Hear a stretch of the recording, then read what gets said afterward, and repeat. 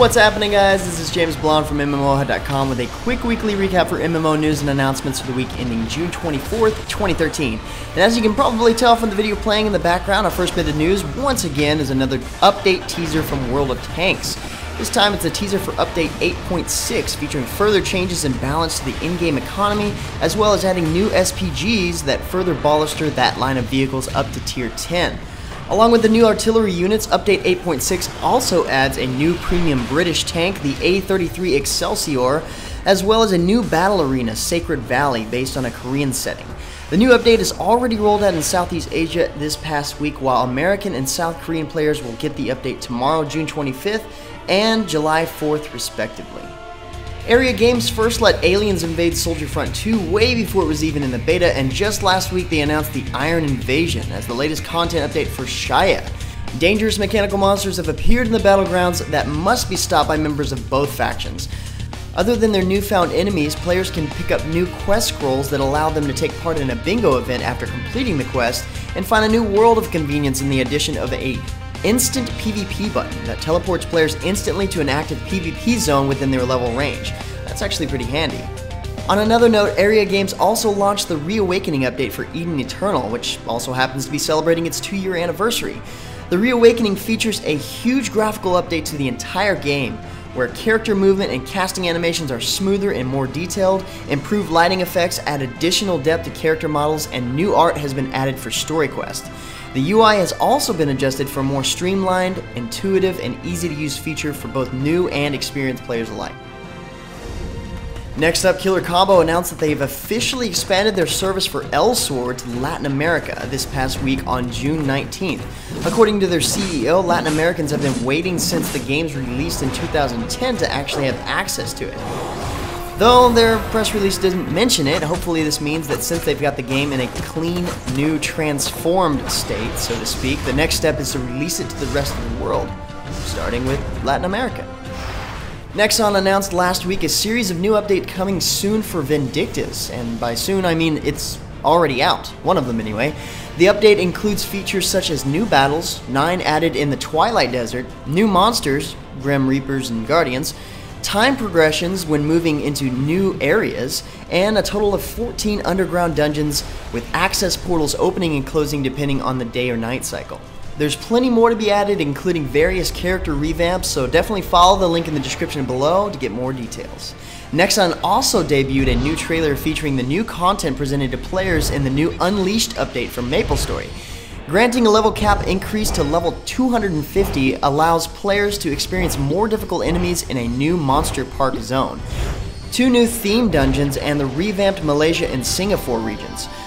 They've also overhauled the UI, allowing players to view their inventory, equipment, and character stats all in one window. But those are just the things that players can do now. 2 new crazy looking characters are coming in July. Piranha Games released 3 new variants of the Quickdraw mech last week for Mechwarrior Online. The Quickdraw mech is great for pilots and houses looking to secure a close combat mech for their lances. With speed stopping 85 km per hour, this 60-ton Quickdraw can manage jumps more than 150 meters while raining hell upon its enemies in intimate combat. The new patch also makes a new tricked-out Hunchback Champion mech available for pilots, packing a 10% XP bonus. Get on that. Also last week, the guys over at Mechanist Games mentioned City of Steam receiving an update to version 1.3 this coming week, which will further build upon its soft launch beta. New additions include an improved Founders Annex suburb, more dungeons, expanded quest lines, and a higher level cap, and most notably the high anticipated return of the Channeler class along with the Dwarf and Greenskin races. Expected for release later this year, future updates are slated to include further quests, new features, dungeons, and suburbs over the next few months. Several chunks of news from Perfect World Entertainment last week, the first being that June 20th marked the launch of Neverwinter, along with a new trailer you see playing here. The official launch also marks the live release of Gauntlgrim, Neverwinter's new twist on level 60 PvP and PvE content, and the new Alchemy profession. Not to mention a big balance and gameplay update, which includes hundreds of fixes and improvements that were a direct result of community feedback. They've also unveiled more information about Neverwinter's first free module, Fury of the Feywild.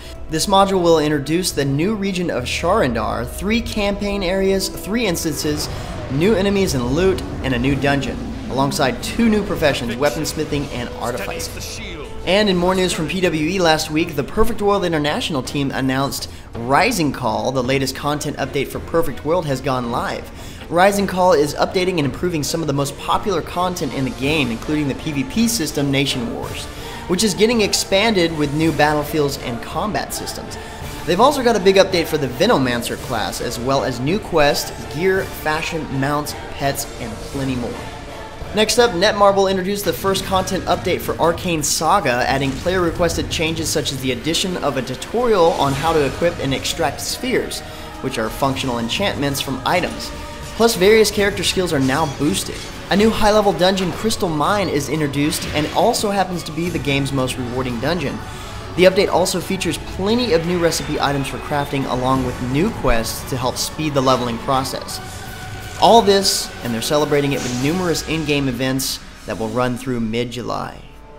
The Resurrection update and Dragon Nest is now live as of last week, and while advancing their characters up to level 60, players can traverse 5 new dungeons added to the Lotus Marsh.